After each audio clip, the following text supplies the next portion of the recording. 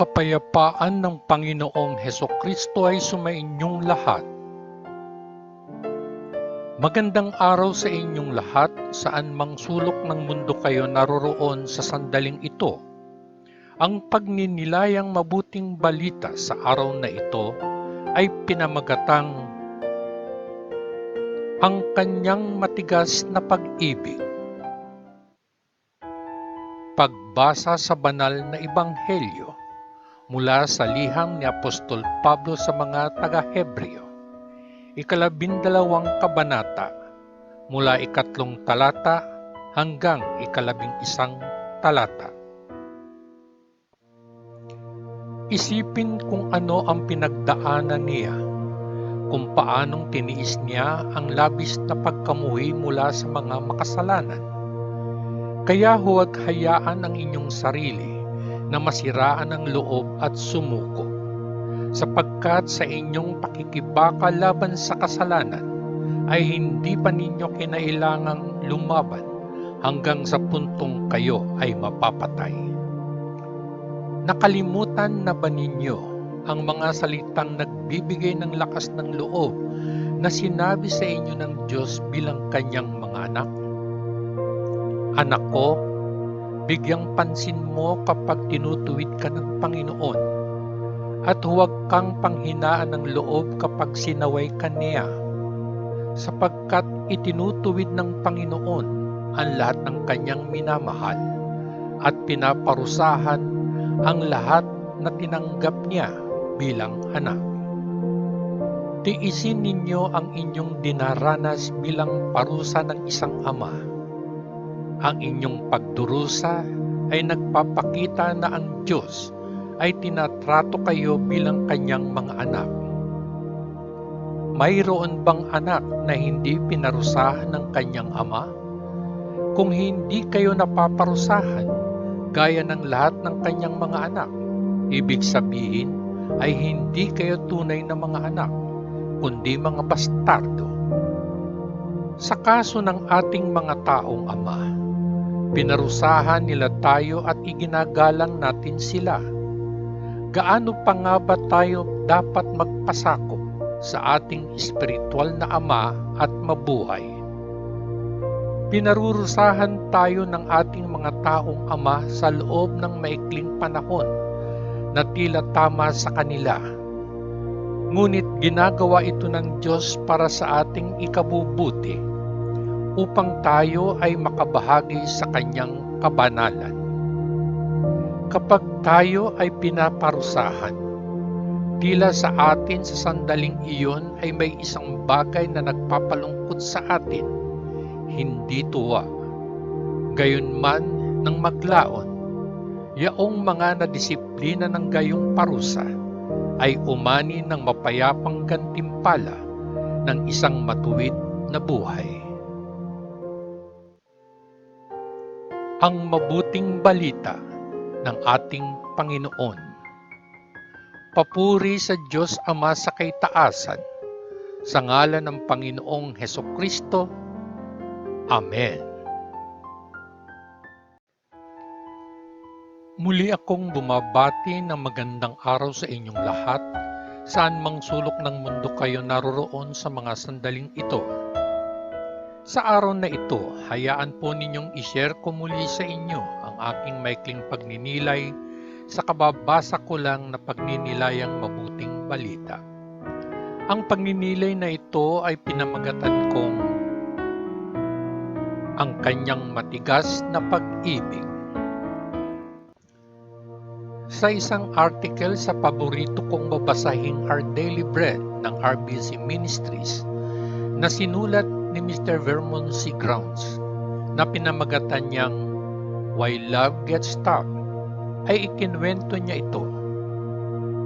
Si James McConkie daw ay isang kilalang guro ng Biblia noong unang bahagi ng ika-20 siglo, at habang naglalakbay siya sa Europa, nag-hiking siya kasama ang isang grupo ng mga turista sa kahangahangang Swiss Alps. Ang kanilang bihasang gabay ay maingat silang inakay sa mga mapanganib na bangin at sa mapanlinlang lang ng mga yelo. Sa isang punto ay pinangunahan niya ang mga hiker sa isang malawak na detour upang matiyak ang kanilang kaligtasan. Ngunit nagpasya ang isang pagod na turista na mag-shortcut. Iniwan niya ang landas at nagsimulang umiba ng landas mag-isa. Hinabol siya ng gabay, hinarap siya at kinaladkad siya pabalik sa landas. Ipinaliwanag ng gabay na ang niebe sa landas na nais lakaran ng turistang iyon ay isang manipis na crust ng yelo na tumatakip sa isang higanting siwang. Ang shortcut na iyon ay mangangahulugan ng isang mahaba at nakamamatay na pagkahulog ng malalim sa glacier. Isinyer ko ito sa inyo sa kadahilan ng sa aking pagninilay. Ang kwento na ito ni BCG ay naglarawan sa akin ng magandang mensahe sa binasa kong pagninilayang mabuting balita ng ating Panginoon.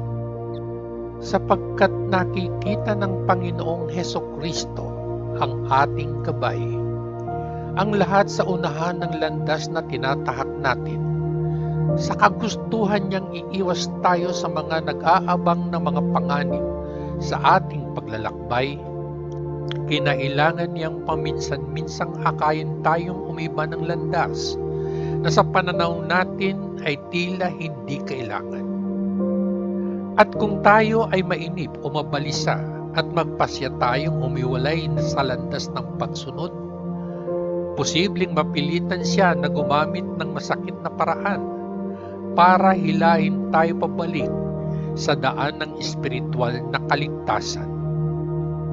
Dahil dito, unti-unti ko nang nauunawaan ng malinaw ang mga pinagdadaanan ko sa kasalukuyan.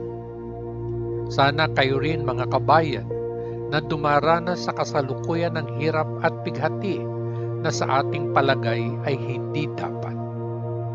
Nadarama ko ito natin dahil tanggapin natin na hindi natin alam kung ano ang nakaambang panganib sa landas na ating tinatahak. Ngunit ang Panginoong Hesukristo, ang ating manunubos at tagapagligtas, alam niya. Kaya unawain, tanggapin, magtiwala at kapit lang tayo mga kabayan. Dahil naniniwala ako at sinasabi ko sa inyo ang totoo, sa bandang huli, mauunawaan natin na ang disiplina ng ating gabay, ang Panginoong Hesukristo, ay udyok ng kanyang nangangalagang pangangalaga. At sinasabi ko rin sa inyo ang totoo, pasasalamatan nating lahat ang kanyang matigas na pag-ibig. Sana'y may napulot kayo sa aking reflection sharing sa araw na ito. At bago ako tuluyang magpaalam, muli nais kong iwan sa iyo, sa inyo, ang siping ito na isinulat ni DJ D ng Our Daily Bread, na aking isinalin sa ating wika. Nakikita ng Panginoon ang panganib kapag lumihis tayo ng landas sa Kanya at iniunat ang Kanyang nagliligtas na kamay upang manatili tayo sa Kanyang paraan. Hanggang sa muli, patnubayan at pagpalain nawa tayong lahat ng dakilang Diyos Ama sa langit, sa ngalan ng Panginoong Hesukristo na ating manunubos. Amen. Amen. Amen. Peace.